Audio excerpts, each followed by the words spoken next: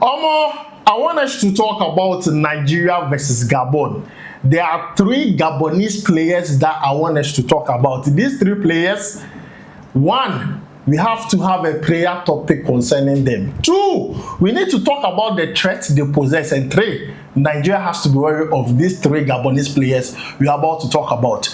We are also going to talk about Jacob Murphy. The whole news about him, the conversation he held with Eric Sakushel, and what happened afterwards. We are going to talk about that and also hear from ex-players of the Super Eagles and what they are saying concerning this particular playoffs between Nigeria and also Gabon. So please make sure to like, subscribe, and also turn on notification. My name is Adam. You can call me Ebuka, and I'm doing this video with Chanana. Chinedu in the building. So guys, don't forget to like, subscribe, and also turn on notification. Oh yeah, let's go. Now let's begin with Jacob Murphy. I'm much interested in that one. I want to put that one out of the way. Jacob Murphy held a discussion with Eric Sakushel concerning a nationality switch.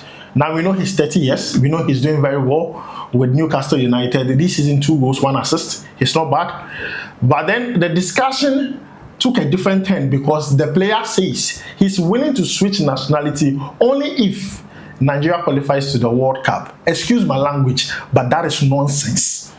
That is from me, my own opinion. Because if you want to play for a nation, you don't have to wait. You need to be part of the fight and help them qualify to the World Cup so you can have a place with the team. So as I said, for me, I'm not tolerating this. If he's not coming, other players can play his position. Chanana, what do you have to say about this? I will second you, I will tell you, I will forfeit you, I will fit you, and I will submit you. It's absolutely nonsense. Who should play for you to come and qualify? Based on the World Cup, even Spain, Brazil, they don't have automatic places. They play qualifications before they are able to qualify for the World Cup. So who should play for you to qualify? Then you come and play. One, he says that he's still waiting for an England call-up. You understand? At the age of 30 years, you are still waiting for an England call-up. Fine, you should keep on waiting. You don't have a problem. But for him to say that he will reconsider his decision not playing for Nigeria unless Nigeria qualifies for the World Cup, who cares?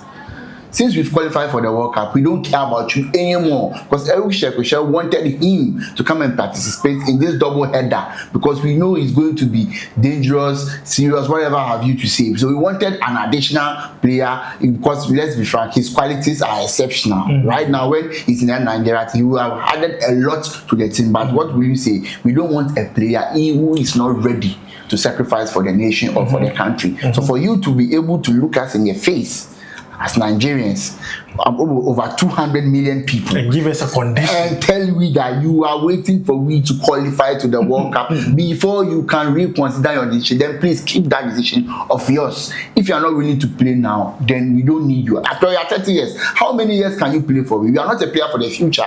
We just want you now so that you can do something for us because of situations and things at hand. But if you are able to tell us that no, you are not ready to play now and you want to consider, then you should keep on waiting for England. Maybe it takes his 20 years, so you should keep on waiting for England. Maybe when he's 40, then England will look up to him and call him to come and play in the World Cup. Yeah, football may too sell. But for now, if he's not ready to play, then I believe Eric Sakushel also gave him a better answer, saying that he wants committed players now. So I don't think when Eric Sakushel qualified for the World Cup, he even look at him, we don't need him anymore. If he's not ready to play now, then excuse me to use my way, he should go to hell. Because we don't want any player who will come and this player like this, when you call this player for the World Cup, he will even come and disrupt the harmony in the team. Because the players will feel annoyed because why would you bring a player like this to the team after we have qualified for the, which all he have said, he should have better kept quiet than saying what he said.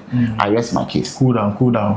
I'm very, very angry. Cool down. It's okay. Cool down. So guys, let us hear from you concerning the whole Jacob Murphy situation down below in the comments. Now, I want to tell you about what the Benin coach had to say concerning who goes to the finals of the playoff. Let's not forget, on the 13th, Nigeria is going to face Gabon and also Cameroon is going to face Congo. But then on the 16th, the winners from these 2 games are going to face each other to see who qualifies for the final playoff. Now, this is what the Benin coach, Ganot Raw, said. He says that the winner of the final ticket would be difficult to predict because the match between Cameroon and DR Congo will not be easy. Again, he He also added that perhaps DR Congo are a bit stronger because they have individual better quality players than Cameroon. Again, Cameroon are facing some administrative problems that may affect their performance. So I think the final could be Nigeria and DR Congo on the 16th of November. Chanana, what do you have to say about this? For me, I think whatever you have to say is spot on, because as a coach, he's a former coach of Nigeria, right? And I've sit down and analyze the team based tactically and all that stuff. But we all know that sometimes on the day of football, the way we expect things will not go like that. But yes, I'm hoping that whatever he has seen and spotted should happen exactly, because sometimes football is not only played on the pitch. Psychologically, mentally, it has to be sound before you can give a better performance. So he's seeing that Cameroon, some things are not going on well for them. It might affect their performance, and he's predicting a final between Nigeria and Congo. For we Nigerians, we are happy because we want Nigeria to beat Gabon and qualify, even though it will not be an easy task, but it's achievable. So we are hoping that whatever he's saying comes to pass, so that we can face we can face DR Congo in the final playoff. So let's see what happens. But I think it's spot on with his analysis and other stuff. Alright, so I'm just going to say exactly the same thing. I see Nigeria doing so well against Gabon. But then it's not only about talk, it's not about cho-cho-cho, it's about performing on the pitch. It's very important. This is a one-off game, so it goes to whoever wants it more. And also between Congo and Cameroon, that game is not going to be easy, that's the truth. But as the coach said, administrative issues, we all know the issues surrounding Eto and all those things, you understand? So it's affecting the performance of Cameroon, and it's going to be a very difficult game. But whoever comes out of those games, trust me, Nigeria is going to trash the person. But then guys, this is coming from the Benin coach. Yes, the Benin coach, Ganot Ra. So let me know your thoughts about it down below in the comments. Now, I want us to talk about 3 players. Since we are talking about the qualifier, let's talk about 3 players from the Gabonese side that are very dangerous. And in fact, this should be something that it should be a worry for every Nigerian, because you can't go into a game against Gabon and not be self-aware, not know that there are players you need to be very cautious of. And we want to talk about 3 of them. Chanana, let's go. Number 1. Number 1 is Pierre-Emerick Aubameyang. The legendary striker, whether you like it or not, is one of the fearsome strikers in African football. Even though now he's almost 35 to 36 years, but that guy still has it in his boots. He's delivering everywhere he has been. So that's one of the players. And number 2 on the list is Denis Bouanga. I think their most informed player currently, both club and country. That guy, you get into his numbers very soon and you realize why we are scared of that guy. That guy is a hell. And the last one is Mario Lemina. He plays for Galatasaray alongside Osimhen. So I think Osimhen will know a lot about him. He's a combative midfielder, very aggressive and other stuff. He brings things to the team that maybe in the Nigerian team you will not get a player who is as aggressive as he is. So let's see. So let's get into their stats and see how they can hurt Nigeria and what Nigeria can do to stop them. So let's start with Pierre-Emerick Aubameyang. With Aubameyang, let me just go first with this one. Aubameyang, for the qualifiers, he did well. In fact, the eye raiser for all of us was the game against Gambia. 4 goals in that game. Even though he picked up a red card, forget that. He scored 4 goals in a single game. That alone should tell you a lot. In the qualifiers, he scored 7 goals. For Marcel, we shouldn't even talk too much. We all know what he's doing at Marcel.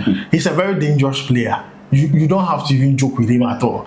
As much as Osimhen is to Nigeria, Aubameyang is to Gabon. I'm not going to lie to you. He's a player that every centre back, every defender, every midfielder, when you see him, tackle him, slide him, put him on the floor, do everything down, simple, down flat. Be wise with your tackles. Yeah, we don't go and get red card. But then make sure you see what Kukurela did to Kudus. Frustrates. That's what I'm talking about. Chanara. You see, Aubameyang, even though he has lost a lot of space, and we all know he was very busy and other stuff, but he has experience, and see, his finish is deadly. You give him one chance and he will punish you. Do you know how many times this guy has stopped playing for Gabon? And do you know how many times they have gone to beg him to come back? That should tell you his quality. So the least said about it, I think every footballer on earth, I think where football is, will know Aubameyang's name, because he has played in the Premiership, highest level, Dortmund, whatever have you. So Aubameyang there is not a visitor to the game at all. He's one of the top-notch strikers, and he's proving it. So please, Nigeria, the defenders, you have to be wary. That day there, you have a lot on their hands, so they need the concentration. We beg them, those things that they will lose concentration, especially when it's 80th minutes downwards, that is the time we need them to be more concentrated. So we beg them, this is Aubameyang for you, no slacking off. The next player is Dennis Bouanga. This guy, he plays in the MLS. He has played 33 games this season, has scored 26 goals and 8 assists. For the past 3 seasons, he has been scoring 20 goals plus. How many strikers can you hit your chest and say, for the past 3 seasons, I've been giving you 20 goals plus? So he's in the caliber of Aubameyang and Victor Osimhen. You understand? When you have a player that every season he guarantees you 20 goals per, that should tell you that guy is deadly. So my brother, tell them more about Bouanga. It's good you brought up that statistics. It's not just a statistic, it's a record. He becomes the first player to score 20 plus goals in 3 consecutive seasons in the MLS. If you take a look at his partnership at club level between Song and him, it's crazy. Even in the playoffs, what he's doing, we shouldn't even talk about it too much. Even within the qualifiers for Gabon, he scored 8 goals and 2 assists. He was the top scorer, 1 more than Aubameyang. Look, the people we are talking about, they are not. You see, Nigeria always believe that, oh, okay, Osimhen is there, but you can only mention Osimhen. We are mentioning players that can hurt you, the Gabonese players. We are not trying to scare you. We are not trying to scare you, but we are trying to mention the threats, because they don't have only one. They have more than one. And that more than one, they are all performing on all levels. But that is my problem. That is the reason why they scored a lot of goals. Because they were not depending on one player. They had 2 capable strikers who were giving them goals, because one had 8 and the other one had 7. Just imagine. So they got 15 goals from just 2 players. If Aubameyang is not scoring, Bouanga is scoring. So with this, Nigeria has to be very, very careful, vigilant, because the least mistake you do, you'll be panicked. I'm so concerned about the centre back. I'm not going. That's why I was talking about the lack of concentration, especially in the 80th minute downwards. We've seen that in the game they played before the Benin game. They did the same thing. They nearly drew that game. So we beg them. This is when you are playing against players like this. And let me give you, Bouanga is 30 years old, so he's still in his prime. And with his qualities, he has strength, he has speed, and his movement is dangerous. So if you like slacking off, my brother, he will beat you. Even if you can't, his movement, when it comes to movement, when you slack off, the striker will always beat you with movement. So when you are tackling a striker of this caliber, your mind has to be 120%. So we are begging the defenders. See, we promise them we'll double their salary that day. They should just give these guys. We'll also turn our money. Yes, we'll give them double their salary. Our money is not enough, but we'll add it to their money. Yeah, we beg them. I'll give them my salary. I beg them. See, my sister has this guy. I have a beautiful sister. I will give them. I beg the defenders, they should do well and mark these 2 guys for us. They are the main goal threat. So when you mark them out, you cut off their goals. You understand? And the last player on the list is Mario Lermina. Even though when it comes to goals, he's not a threat, but he's one of the teams that keeps the team compact. Because when you have a combative midfielder like him, I know everyone who has seen Mario Lermina play for Wolves and other teams will tell you that guy is very dangerous. So my brother, just give them something small about Mario Lermina. So as Chanana said, he's not a player that is going to pose a lot of threat, especially when it comes to goal scoring. For Galatasaray, he has not even scored a goal out of 9 games. But trust me, a job of a GM, he knows how to do that. Look, the primary job of Lermina is to distract, to intercept, to block, to tackle, to destroy. It's like the devil. Trust me, he knows how to do it and do it so good. Very aggressive. This is a player we are talking about that has European experience. He's no joke. I'm trying to say this because he's a big threat as compared to Aubameyang and Bouanga. As much as he might not go forward and try and score a goal, trust me, if Nigeria wants to create chances, they need to make sure they deal with that player in the middle. They get the better of him. Because he's not only a player in the middle, he's like more or less coaching the rest of the midfielders around him. He's very aggressive. He's very aggressive, has experience. So if he kick you hard, he's one of the leaders in that Gabonese team. So trust me, he's not going to relent in the middle of the pitch. My coach will say, let him feel it in his bones. Look, in Didi and Co, Onyedeka and Co, do not let this player rest. In fact, torment his life in the middle of the pitch. You have to give him one player who will always drag him away from his position. Good. So that you give the chance. That is why that day we begged them, the midfield must be clinical, their IQ must be sharp. The least mistake you give that killer pass. Sometimes it's just one chance. This game, you win it based on movements. That's why I wanted Chukwueze to play as a number 10. Yes. Because I love what he did in that Benin game. Like that ability to say, let me pass to Osimhen. When a player like Chukwueze, he can draw him in and give him a yellow card, and that will slow the game down. That will slow him down. Because immediately you give him a yellow card, he will slow down. So you have a player like Chukwueze who can torment him.